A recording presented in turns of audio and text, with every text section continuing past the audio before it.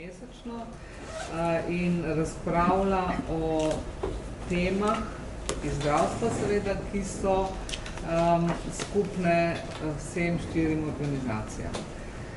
Tako smo danes razpravljali o manifestu za spremembo zdravstvenega sistema.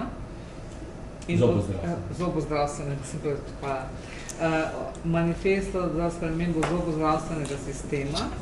O tem bo spregovoril najprej dr. Pavlović, potem pa še dr. Kuharičeva.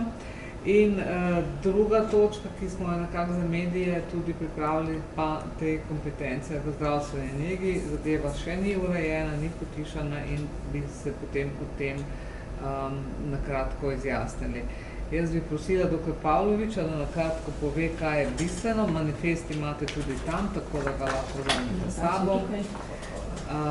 In boste lahko poročali, še posebej potem, ko bo dr. Pavlović povedal še svoje zvoni.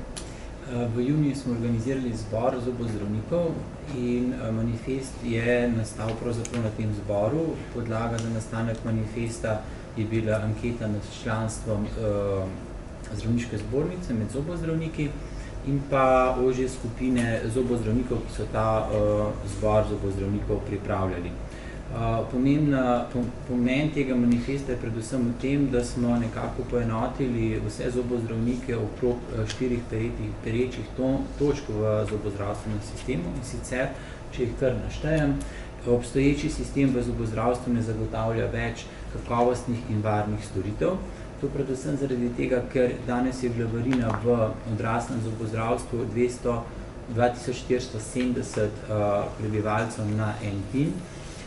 Storitve v zobozdravstvu so krite v 80% ali pa v 10%, se pravi, da pravzaprav, če pacienti niso prostovoljno zavarovani, do teh storitev brezplačno pravzaprav ne pridejo. In pa pravzaprav pacienti svoje pravice ne morejo uresničiti zaradi same nedostopnosti. Pacient ima seveda, naslednja točka, pacient ima pravico do povračila dela ali celotnega stroška zobozdravstvenih storitev, ki jih lahko opravi pri kateremkoli zobozdravniku z veljavno licenco v Sloveniji. Problem je v tem, da sredstva danes Zavod za zdravstveno zavarovanje vrača pacientom, ki storitve opravijo v tujini, ki jih pa opravijo tisti pacienti, ki jih pa opravijo pri naših zasebnikih v Sloveniji, pa teh storitev ne dobijo povrnjenih. Isto tako zasebniki pišejo bele recepte, katere pravzaprav bi pacienti morali dobiti refundirane strani zavarovalnice, saj zdravnik z licenco v zasebništvu ali pa zdravnik z licenco v javnem sektorju je en in isti zdravnik z enakimi pooblastili. Zobozdravstvene storitve je potrebno definirati na podlagi strokovno usklajenih standardov in normativov. Zavod za zdravstveno zavarovanje pravzaprav ni pristojen za določanje standardov, ampak ima to pristojnost povečano zdravniška zbornica ali pa republiški strokovni kolegi. Zaposleni tudi na Zavodu za zdravstveno zavarovanje niso predstavniki stroke, ampak so zaposleni zobozdravniki, ki delajo za zavarovalnico. Potrebna je nova definicija košarice osnovnih zobozdravstvenih storitev, ki bi bila 100% ustrezno krita iz javnih sredstev. To pomeni, da zobozdravstveni sistem mora odgovarjati na potrebe prebivalstva. Sistem mora zagotoviti enakopraven, enak in pravičen dostop do zobozdravstvenih storitev in predvsem, kar je ključno, je pomembno transparentno financiranje v zobozdravstvenem sistemu. Toliko o manifestu. Mogoče bi še dr. Kuharičeva dodala stališča Združenja zasebnih zobozdravnikov. Mislim, da v glavnem je glavnina že povedal, predstavil predsednik zobozdravnikov. Jaz lahko povem, da sem sodelovala pri vseh teh sestankih.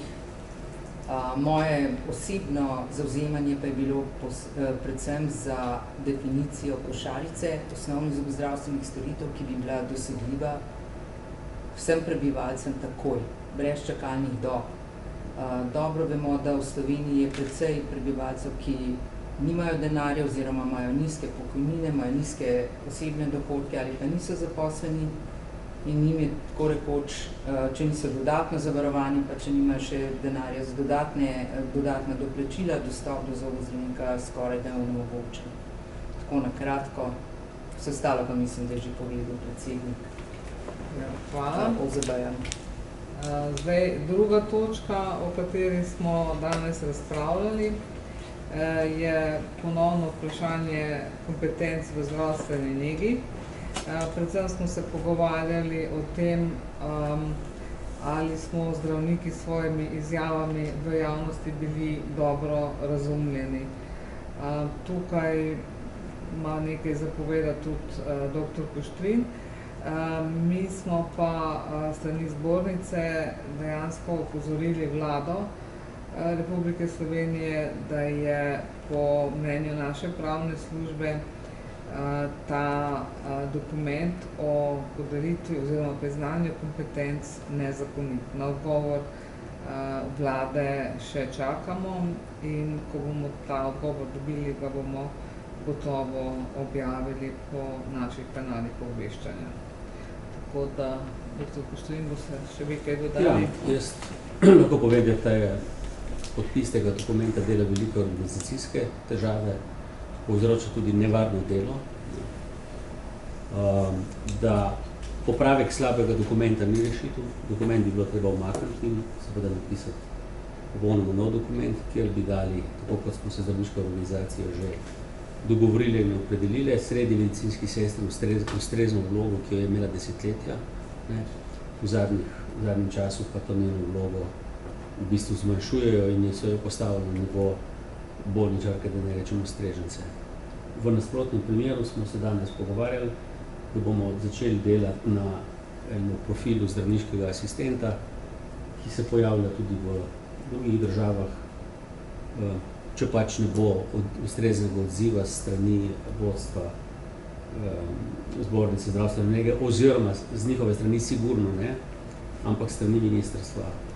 Že pred leti so se konkretno na Fides obrnile ravnateljice srednjih zdravstvenih šol in prosile za pomoč, in tudi zdaj mislimo, da so one pripravljene sodelovati pri rehabilitaciji srednjih medicinskih sester.